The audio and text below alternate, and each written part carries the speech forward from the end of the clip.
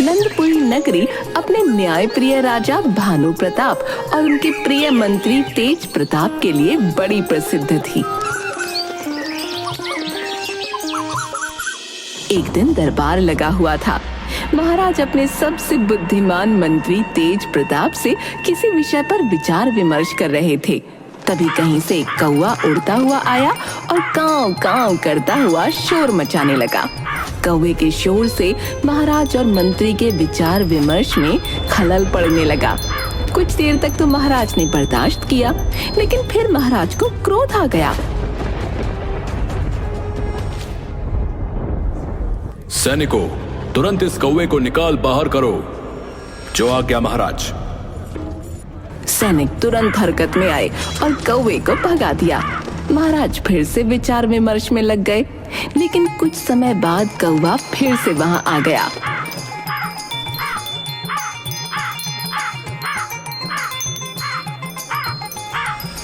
इस कौवे को जिंदा मत छोड़ो, अभी के अभी इसे मौत के घाट उतार दो। जो आज्ञा महाराज। सिपाही महाराज का आदेश पूरा करते उससे पहले ही मंत्री तेज प्रताप बोला, नहीं महाराज, आप कौवे को मत मारिए। हो सकता है कि यह आपके पास कोई फरियाद लेकर आया हो। सिपाहियों से इसके आने की वजह पता करवाइए महाराज। फरियाद? भला ये कौवा हमारे पास कैसी फरियाद लेकर आ सकता है? आप भी कैसी बातें करते हैं मंत्री जी?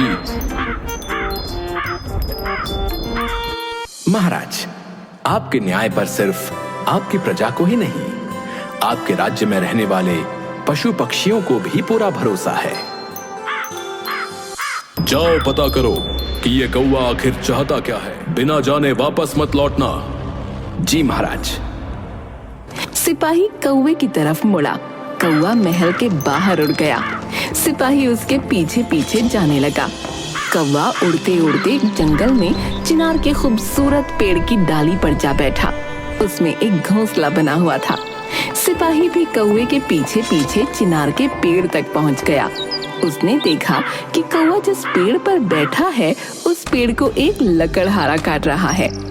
सिपाही को देख कौवा कांव कांव करने लगा।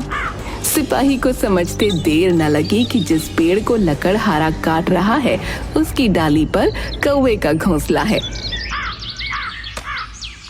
सुनो, फौरन पेड़ काटना बंद करो। पेड़ काटने से पहले तुमने देखा नहीं कि इस पर एक परिंदे का घोंसला बना हुआ है? लकड़हारा कहाँ जानता था कि वो सिपाही महाराज के हुक्म से उसे रोक रहा है। वो तैश में आ गया और बदतमीजी से जवाब दिया, अरे मैं क्यों परिंदे का घोंसला देखूं? वो है क्या? तुमसे जरा सा कीमती होगा बस। लकड़हारे की बदतमीजी देख सिपाही को क्रोध आ गया। तुम तो बड़े ही बदतमीज आदमी हो। पहले तो बिना देखे पेड़ काट रहे हो और जब मैंने तुम्हें रोका तो तुम मुझसे ही बदतमीजी कर रहे हो। चलो, अभी तुम्हें महाराज के सामने ले जाता हूँ और वहीं तुम्हारा न्याय करेंगे। सिपाही लकड़हारे को पकड़कर महाराज के सामने ले गया और जंगल में घटी सारी घटना विस्तार से सुनाने के बाद वो महाराज से बोला, महाराज, ये लकड़हारा उस निर्दोष कौवे का घर उजाड़ रहा था। मैंने मना किया तो बदतमीजी करने लगा। ये सजा का हकदार है महाराज। महाराज को भी लकड़हारे के व्यवहार पर क्रोध आ गया। महाराज ने उस लकड़हारे को सजा देने की ठान ली और मंत्री तेज प्रताप से बोले, मंत्री जी, इस बदतमीज लकड़हारे ने बहुत बड़ी गुस्ताखी की है। इसे क्या सजा मिलनी चाहिए? आप ही बताइए। क्या इसे मौत की सजा दे दी जाए? मुझे माफ कर दो महाराज, मुझसे गलती हो गई।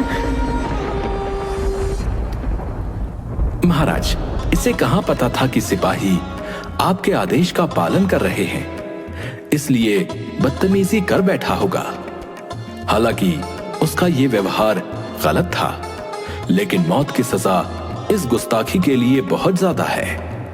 वैसे भी दिल ही दिल में ये पछता रहा होगा। ऐसा करें, इसे महल से इसके घर तक बेत से मारते हुए ले जाने की सजा दे दीजिए।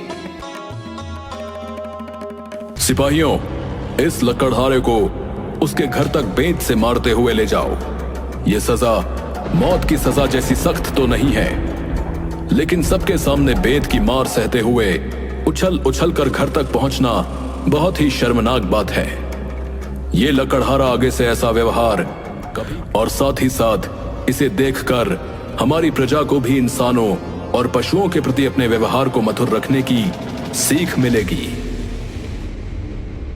इस सजा के बाद लकड़हारे ने अपना व्यवहार लोगों के प्रति बदल दिया और इसके साथ ही नगर के दूसरे लोगों को भी एक सीख मिली।